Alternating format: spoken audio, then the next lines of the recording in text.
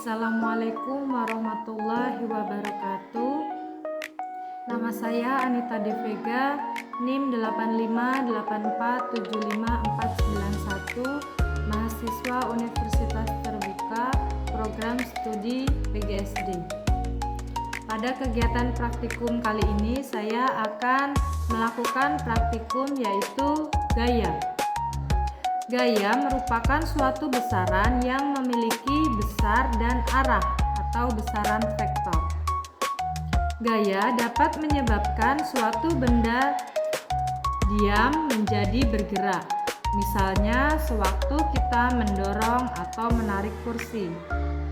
Sebaliknya, gaya dapat pula menyebabkan benda bergerak menjadi berhenti. Misalnya gaya gesek antara ban dengan jalan sewaktu kita mengerem sepeda motor atau mobil yang sedang berjalan. Dalam praktikum kali ini saya akan melakukan praktek yang pertama, gaya listrik statis, gaya magnet, gaya pegas, dan gaya berat.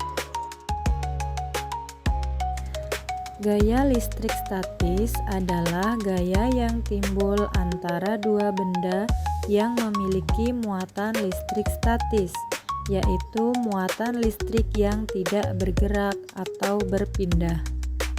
Hal ini dapat dilakukan dengan menggosokkan sisir pada rambut lalu ditempelkan pada kertas. Tujuan dari percobaan ini untuk membuktikan jika sisir digosokkan pada rambut, maka sisir akan menjadi bermuatan listrik. Proses ini disebut triboelektrifikasi, yaitu proses perpindahan elektron dari satu benda ke benda lain akibat gesekan.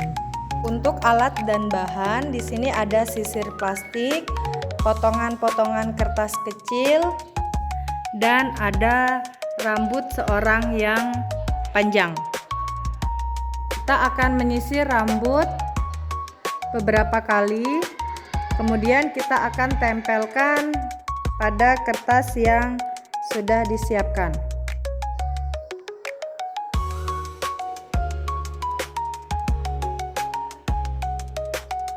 Agar adanya gaya listrik statis dapat kita lihat dengan jelas, kita akan gunakan penggaris yang digosok-gosokkan ke rambut.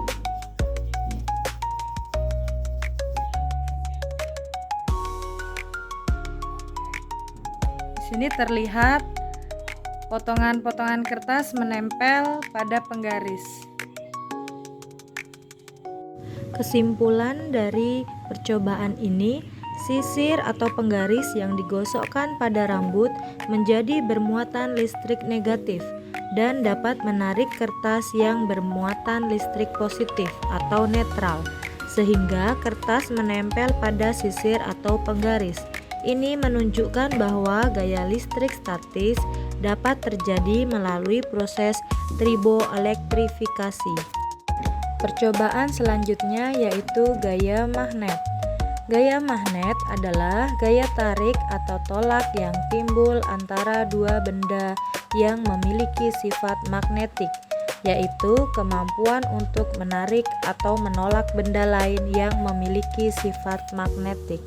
Tujuan dari percobaan ini untuk mengidentifikasi benda-benda yang dapat ditarik oleh magnet dan menguji sifat magnetik dari berbagai benda. Alat dan bahan yang sudah disiapkan yaitu jarum,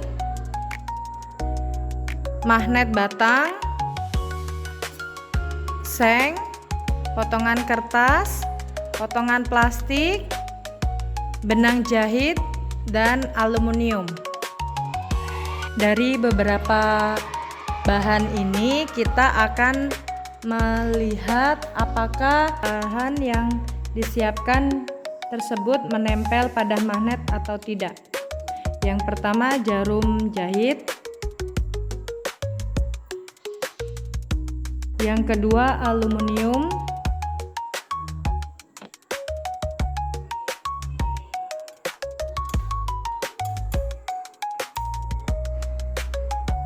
Yang ketiga, seng.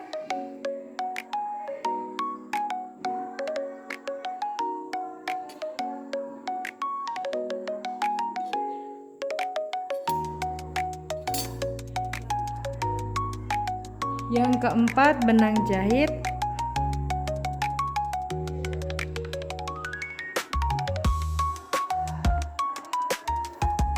Yang kelima, plastik.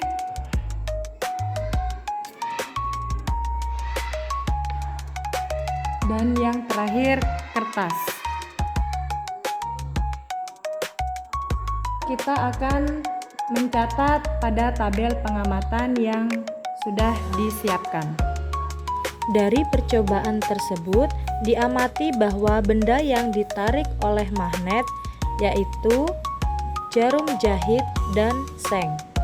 Jarum jahit terbuat dari logam yang bersifat feromagnetik, dan seng dapat ditarik magnet karena termasuk logam yang bersifat magnetis. Percobaan yang selanjutnya yaitu gaya pegas. Gaya pegas adalah gaya yang timbul pada suatu benda elastis, seperti pegas atau karet. Tujuan dari percobaan ini untuk mengamati sifat elastis karet dan menguji hukum Hooke, yaitu gaya pegas sebanding dengan perubahan panjang karet. Alat dan bahan yang saya siapkan yaitu karet gelang, penggaris, beban sebesar kurang lebih 20 gram, dan statif yang saya buat dari stand mikrofon. Baik, kita sudah menggantungkan ujung karet pada statif dan ujung lainnya pada sebuah beban. Kemudian kita akan menarik beban ke bawah, kemudian kita akan melepaskannya.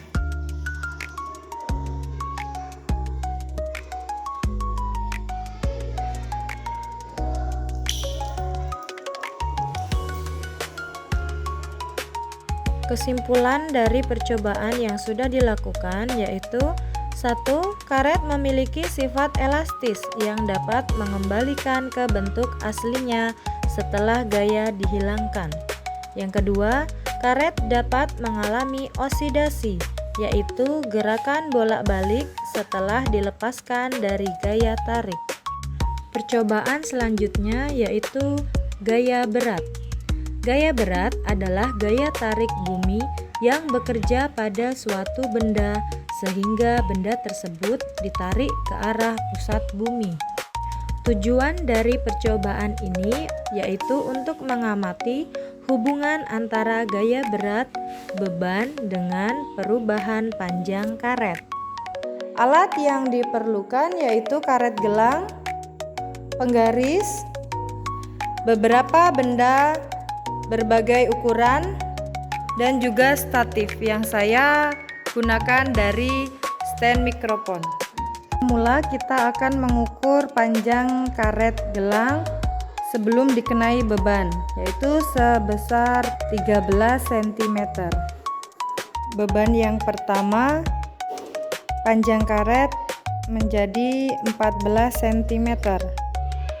Benda yang kedua, setelah digantungkan panjang karet menjadi 15 cm. Benda selanjutnya menunjukkan panjang karet menjadi 16 cm. Benda selanjutnya menunjukkan karet gelang sepanjang 14 cm. Benda selanjutnya juga menunjukkan panjang karet gelang 14 cm. Dari percobaan ini, kesimpulannya yaitu perubahan panjang karet berbanding lurus dengan gaya berat beban yang diberikan. Demikian praktikum yang telah dilakukan. Terima kasih.